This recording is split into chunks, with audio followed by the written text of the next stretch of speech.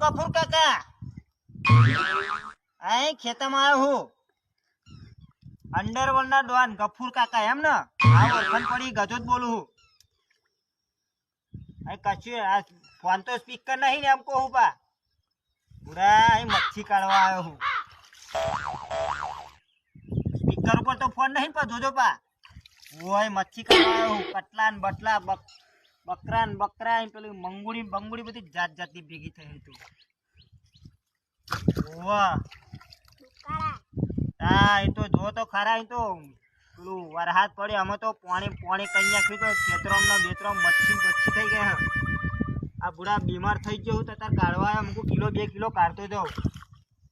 હા તો ફરીને મેં જોયું મકું ગફુર કાકાનો ફોન આવ્યો બોલાય મને જોવા દીધું શું કામ પડ્યું